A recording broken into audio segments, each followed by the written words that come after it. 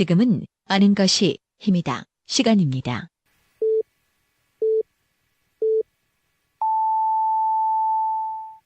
Welcome to the best podcast. Knowledge is power. Eyes in the sky, gazing far into the night. 오늘 정 PD의 세상에 100대형은 없다는 KBS 라디오 매거진이 하루 결방으로 전해드리지 않습니다. 오늘 아임뉴스는 한 주간의 대전 충청 지역의 뉴스를 전해드리는 대충 뉴스만 전해드리도록 하겠습니다. 오늘도 역시 중도일보 임병환 기자 연결됐습니다. 기자님 안녕하세요. 예, 안녕하세요. 휴가 어디로 다녀오셨어요? 휴가를 비행기 타고 해외로 다녀왔는데. 부럽다. 해외 어디 갔다 오셨는데요? 가족들하고 그냥 바닷가 괌으로 갔다 왔어요. 이야. 그래서 내가 말씀드리기 민망하다니까. 왜요? 아니, 뭐랄까, 처음, 결혼해서 지금 10년 차인데, 신혼여행 다음에 처음 같이 해외를 나가는 거였거든요.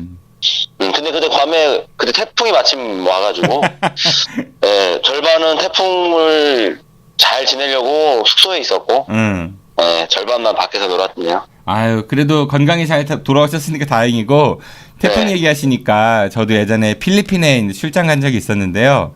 네. 공항에서 비행기를 탈 때 태풍이 막 이제 생기기 시작했었어요. 네. 보통 필리핀 쪽에서 태풍이 생기잖아요. 그리고 그 태풍하고 거의 비슷한 시간으로 날라와갖고 인천에 왔는데 한국에 태풍이 상륙한 거죠.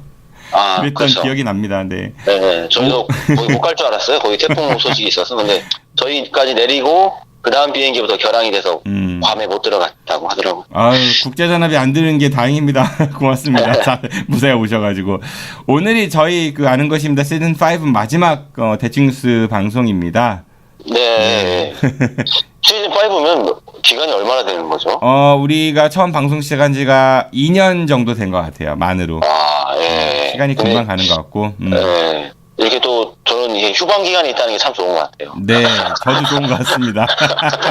그런데 지난번 휴방 기간엔 다큐멘터리 때문에 쉬지를 못하고 오히려 좀 병을 얻긴 했는데 그래도 굉장히 영광스럽게도 저희가 지난 금요일이었죠. 대전 충남 민원연에서 민주 언론상 특별상을 받기도 했습니다. 네, 축하드립니다. 네, 말로만요. 이제 다가오는 한가위 연휴가 있습니다. 기자님도 연휴 또 잘 보내시고요. 우리 시즌6에서 보다 좋은 모습으로 만나보도록 하죠. 네, 네. 네, 그럼 오늘은 어떤 소식 전해주실 건가요? 네, 지난 18일이었죠. 대전 오월드 사육장을 탈출한 퓨마가 끝내 사살되는 일이 있었는데요. 이번 사건은 긴급 재난 안전 문자를 통해서 대전 시민들에게 실시간으로 알려지면서 많은 사람들의 관심을 받았습니다. 18일 날 오후 5시 15분께 대전 오월드 관계자가 우리에 있던 퓨마가 사라졌다는 119 신고를 접수하면서 사건이 시작이 된 건데요. 사육장을 이제 청소하는 직원이 문을 좀 잠금 장치를 좀 하지 않는 바람에 퓨마가 우리에서 빠져나간 걸로 확인이 됐고요. 수색 작업을 시작해서 오후 6시 34분께 오월드 뒷산에서 퓨마를 발견해서 마취총까지 쏴서 맞췄으나 퓨마가 마취에 들지 않아 다시 배회하는 일이 있었죠. 오후 8시 20분께는 다시 한번 발견이 됐지만 곧바로 도망가는 바람에 다시 또 한 번 포획에 실패했습니다. 네. 그래서 엽사와 사냥개까지 동원을 해서 수색 작업을 진행한 끝에 오후 44분께 엽사에 의해서 퓨마가 사살되는 것으로 사건은 마무리가 됐습니다. 이날이 우리 패널의 밤 행사하는 날이었어요. 그렇죠. 저도 이거 행사를 준비하다가 문자를 보고 깜짝 놀랐었는데. 저는 조금 걱정은 좀 됐어요.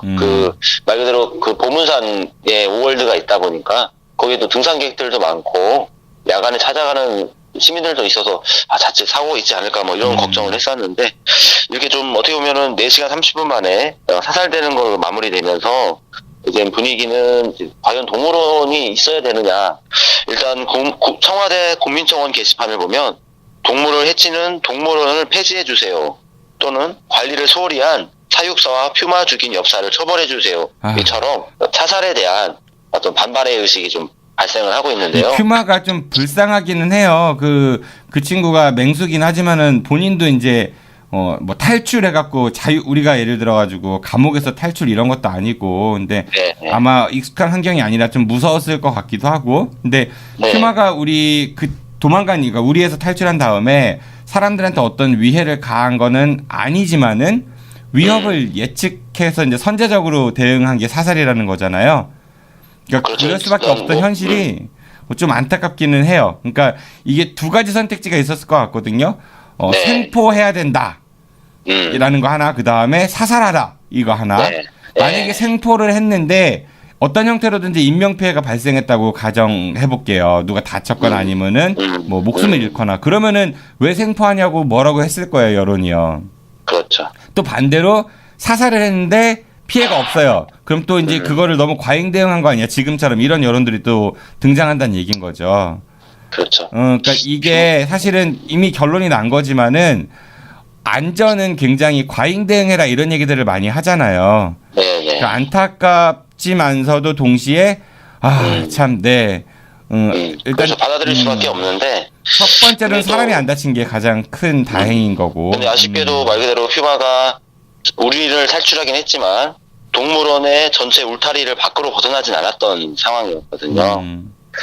근데 그건 그래서 몰랐잖아요, 사실은. 근데 예측할 수 과연 없었던 거고. 울타리를 뛰어넘지 않은 상황이었는데도 과연 사살을 했어야 되느냐, 뭐 이런 여론이 또 있는 건데. 안타까운 건 사실이에요, 분명히. 그러나 우리가 요즘 얘기하는, 저는 그렇게 생각합니다, 개인적으로. 안전을 최우선으로 과제로 하고 과잉 대응은 나쁜 것이 아니다, 뭐 이런 얘기들을 하니까. 그럼요. 네. 뭐 동물원 폐지 얘기까지 나오고 동물원 뭐 동물권 이런 얘기들 많이 나오는 것 같습니다. 그런데 저는 또 동물권을 무시하자가 아니라 이런 거 있잖아요. 왜 돌고래를 우리가 이제 구조해 갖고 놓아주고 이런 거 있잖아요. 돌고래 쇼하는 돌고래 얼마 전에 놔주고 그랬잖아요. 네. 근데 돌고래는 가두면 안 되고 왜 금붕어는 가둬도 되죠? 그러니까 이게 기준이 굉장히 애매하다는 거예요. 그러니까 우리가 동물권 뭐 이런 것들 이야기할 때 반드시 어떤 그런 기준들에 대한 논의가 좀 뒤따라야지 많이 논란이 좀 적지 않을까. 그냥 그 어떤 여론이나 우르르 몰려가지고 그것 때문에 우르르 흘러가는 거는 사건 해결이나 우리가 앞으로 바라봐야 될 가치관 형성이 있어가지고 딱히 이렇게 좋은 것 같다는 생각이 안 듭니다. 근데 일부 언론들도요, 요즘에 이제 여론이 퓨마가 불쌍하다, 왜 죽였냐 이렇게 막 나오고 하니까 너무 헤드라인을 자극적으로 뽑고 그러시더라고요. 그러니까 퓨마가 아니라 뭐 뾰롱이 이런 이름 불렀던 이름을 하면서 의인화도 시키고, 그러니까 어떤 언론사는요 8년 갇힌 퓨마 4시간 뛰놀다 죽다 이렇게 뽑더라고요. 근데 뭐 저는 뭐 충분히 이런 게 어떤 안타까움에 이런 여론이 또 있을 수는 있죠, 당연히. 근데 분명히 있을 수는 있어요. 네.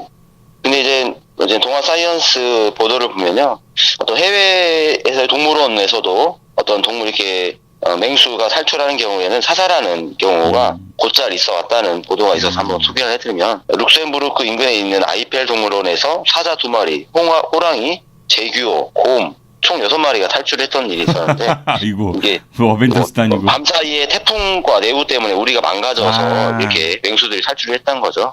근데 다행히도 맹수 5마리는 다시 우리로 돌아왔으나 결국에는 밖에 있던 탈출한 곰 1마리는 시민들 안전 위해 사살을 한 바 있었다고 하고요.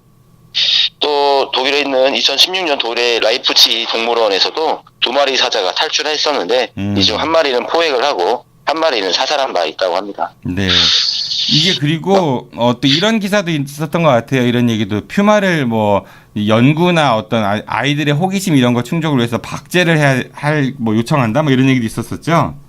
그게 저는 정말 그렇게 하려고 행정기관에서 검토를 했을까? 저는 좀 너무 섣부른 보도가 아니었을까? 그러니까 정말 그거는 좀 아니잖아요. 박제를 한다는 얘기는. 정서상으로 그쵸. 지금 뭐 정서상으로 이걸 또 박제한다고 하면은 말이 좋아 교육이지 그거를 박제를 한다는 말 그대로 2번 죽는 것 같은 느낌일 텐데 결국에는 지금 박제를 하지 않고 폐사 처리를 하겠다.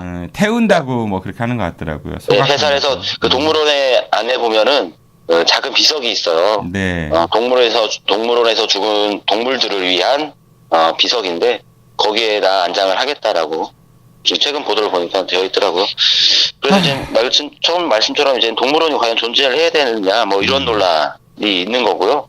그 다음에는 그렇다면 동물에 대한 지식을 넓히고 애호 정신을 길러주는 어떤 현장이라는 입장에서는 어떤 계속 존치를 해야 된다는 여론도 있고. 근데 이제 그동안의 동물원의 흐름을 보면은 이제 동물을 최대한 살 수 있는 공간을 넓혀주고 어떤 본능을 유지할 수 있게 해주면서 반대로 이제 동물을 이용한 쇼는 지양하는 방향으로 좀 가고 있죠. 네. 여기에서는 또 홍학을 이용한 홍학쇼 아니면 바다사자 쇼 뭐 이런 것들이 같이 있었다고 해요. 네. 이런 것들이 같이 폐지되는 제였다고 합니다. 이번 기회에 이 이런 동물권들 인간과 함께 공존해야 돼 이런 거에 대해서 단순히 뭐 동물원이 있어라 없어라 이렇게 싸울 게 아니라 좀 아까 말씀드린 그런 전반적인 여러 가지를 한번 생각해보는 계기가 됐으면 좋겠어요. 네. 저희 7살 딸도 이 소식을 알고 있더라고요.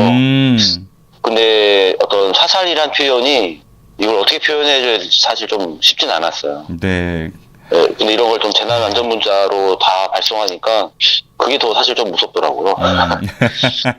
그래도 뭐 아까도 얘기했지만 시민의 안전이 가장 최우선이니까 뭐 이 엽사나 어떤 일부 분들이겠지만 엽사나 사육사분을 뭐 처벌해라 이런 얘기들도 하시는데 그 사육사분 얼마나 힘드시겠어요. 본인이 거의 자식처럼 이렇게 케어하는 그런 동물이었는데. 그럼요. 네, 그분의 마음도 좀 우리가 엽사나 아니 그 청소하셨던 분도 아마 크게 좀 마음에 좀 충격을 받으셨을 거라 생각이 되네요. 네, 우리가 항상 그 다른 사람의 처지 그 상황에 대해서 역지사지보는 그런 노력이 좀 필요할 것 같습니다.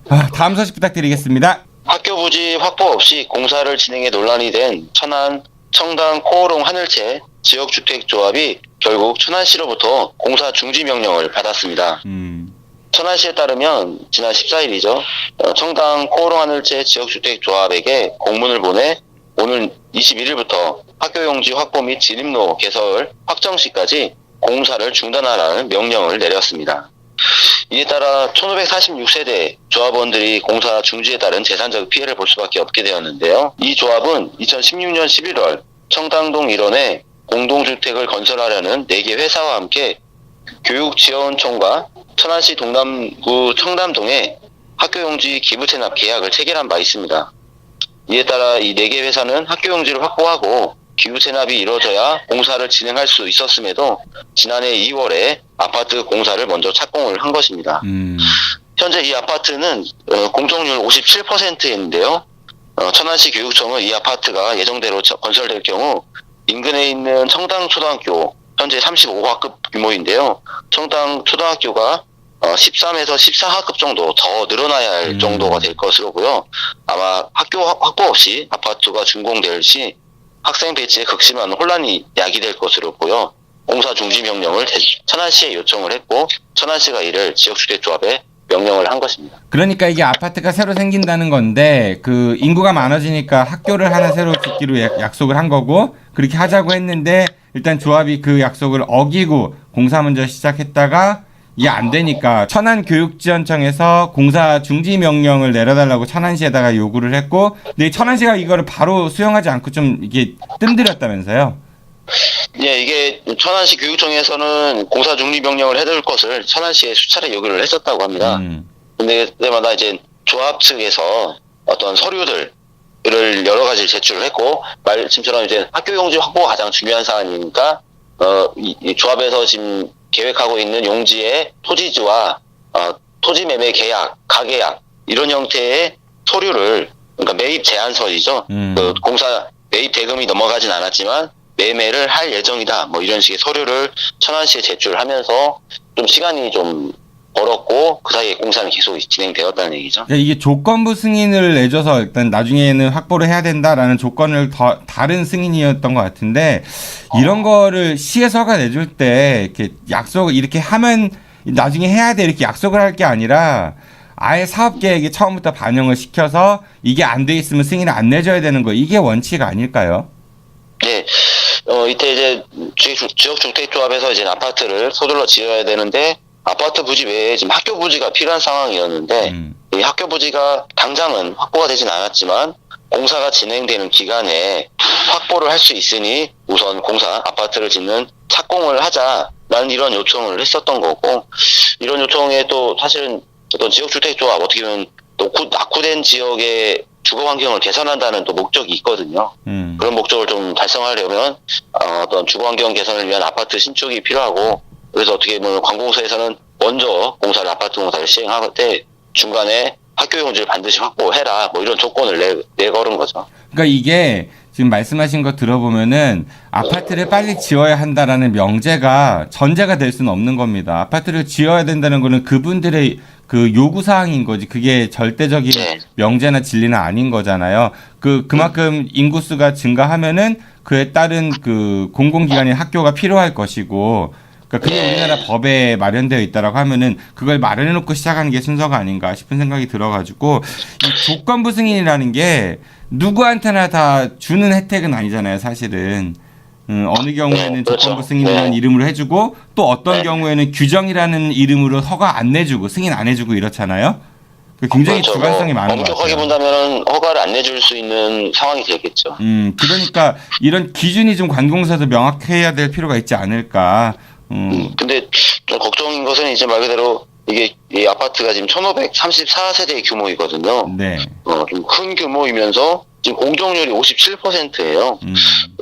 어떻게 보면은 아파트가 상당히 진척이 되어 있는 상황에서 지금 공사 중지라는 거는 사실은 공사가 못하는 만큼 또 돈은 그대로 나가는 거고, 그렇죠. 또 지역주택조합을 이라는 형태의 어떤 재건축을 봤을 때 자본력이 좀 충분하지 않을 수 있다는 부분 때문에 네, 그것 때문에 좀 걱정이 되는 부분이 있네요. 그러니까 이 천안시에서 애초에 이런 식으로 허가를 내주면 안 될 것 같아요. 그러니까 허가 내줄 때는 반드시 그런 요건들을 좀 갖출 수 있도록 하는 게 맞는 거지.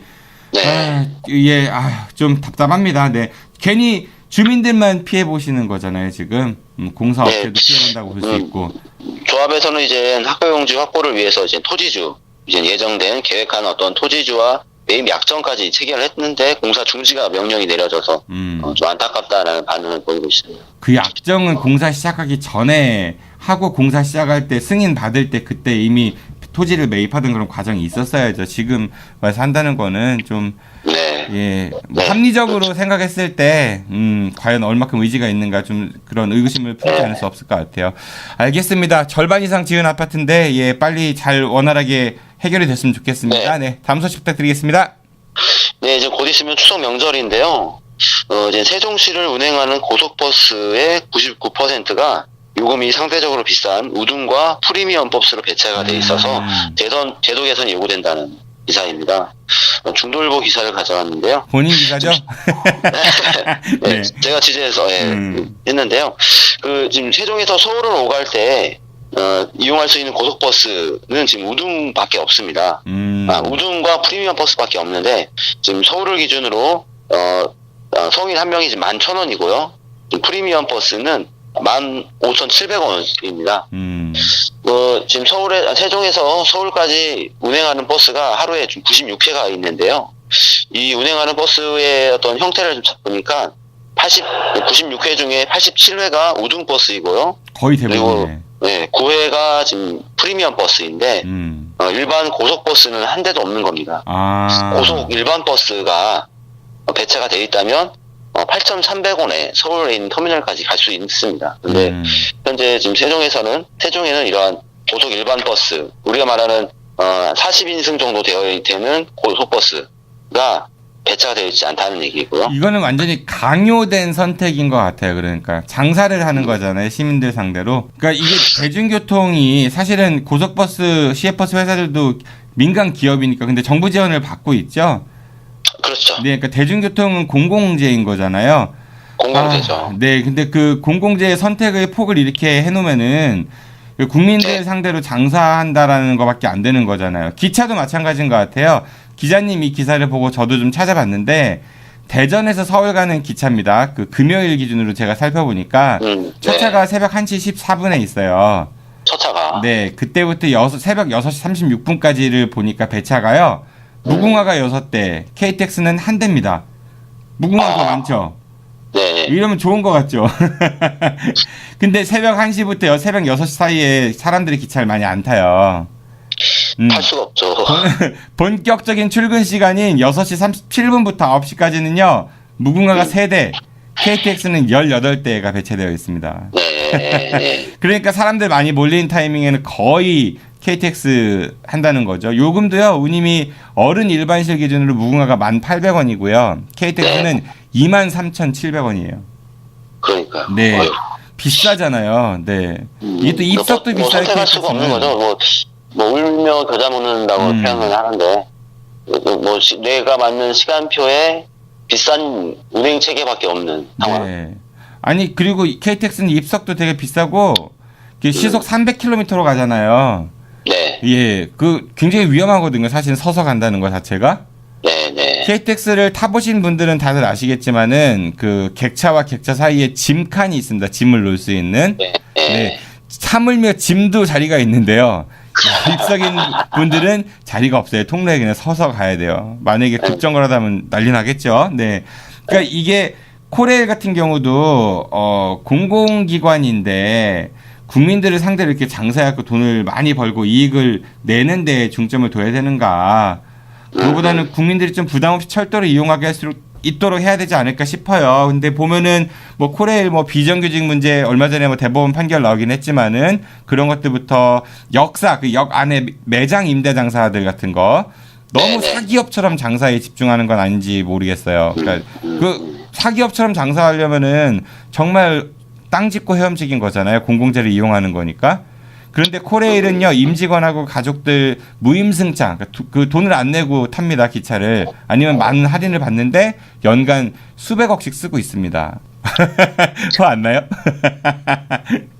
난 정말 그럴까 하는 생각이 들어서 지금 할 말을 잃어서 지금 말씀을 못 드리고 있는데 이게 뭐 매년 국정감사를 비롯해갖고 지적이 돼도 10월부터 또 국정감사 기간이지만은 개선이 안 되고 있어요. 그러니까 본인들 직원들 그 정직원들에 대한 그런 복지라든지 이런 것들에 대해서 생각을 많이 하면서 정말 힘든 일 하시는 그런 뭐 현장에 일하시는 분들에 대해서 처우 그리고 비정규직 문제 그리고 그 국민들한테는 비싼 KTX를 그 선택의 폭을 너무 좁게 해놔가지고 탈 수밖에 없게 만드는 이런 구조들 이거는 정말 문제가 아닐까. 네. 그리고 그 300km 넘는 데에서 서서 가게 만들고 이런 것들을 빨리 개선돼야 되지 않나 싶습니다. 또 특히 세종에서는 여기서 세종에는 지금 철도가 없거든요. 네. 철도가 없는 상황에서 시민들이 이제 중장거리를 이용할 수 있는 대중교통이라는 것은 고속버스와 시외버스가 전부인데 그 중에서 이제 가장 통행이 많은 이용이 많은 서울 구간에는 고속버스밖에 없는데 그 고속버스에서 사실은 우등이나 프리미엄 버스 아주 값비싼 종류의 교통체계밖에 배치하지 않았다는 것은 사실 좀 안타깝죠. 많이 보이는 거죠. 뭐 돈 벌겠다는 얘기 아닙니까? 네, 그 교통수단 공공재 가지고 아이고 이 철학의 문제인 것 같습니다. 이런 것들은 정책을 집행하시는 분들 철학의 문제인 것 같습니다. 네, 이렇게 해가지고 대충 뉴스 시즌 5 네 마지막 뉴스를 전해드렸습니다. 기자님 시간 참 빨리 가요. 빨리 가요. 저는 시즌 3번째 정도 됐나? 뭐, 예, 시즌 100까지 언제 갈지는 모르겠지만은, 시즌 6에서는 좀 새로운 모습으로 많이 이렇게 변하려고 하는데, 기자님하고도 우리 여러 가지 얘기 지금 하고 있죠? 네. 네, 그래도 저희도 좀 시즌마다 좀 많이 형식을 좀 바꾸기로 했잖아요. 뭐, 뉴스를 전하는 거는 같은데, 원고를 깨알같이 써서 읽는 방식으로 하기도 했다가, 지금 좀 어떻게 보면 같은 뉴스를 읽고 그거에 대한 토론하는 방식을 좀 바꾸기도 했는데 또 다른 방법을 좀 찾아야겠죠. 제가 시즌 6에서는 기대를 많이 하고 있습니다. 기자님이 또 뭔가 새로운 변화를 꾀하실 것 같기도 하고 이 정도만 얘기를 드리도록 하죠. 네, 지금까지 대칭뉴스의 중대일보 임병환 기자였습니다. 네, 한가위 연휴 잘 보내십시오. 기자님 고맙습니다. 네, 감사합니다. 오늘은 여기까지입니다. 즐거운 한가위 연휴 보내시고요. 저는 연휴가 끝난 9월 28일 시즌5의 마지막 방송으로 찾아뵙겠습니다. 지금까지 진행의 정진호였습니다. 청취해주셔서 고맙습니다. 안녕히 계십시오. I'll be back.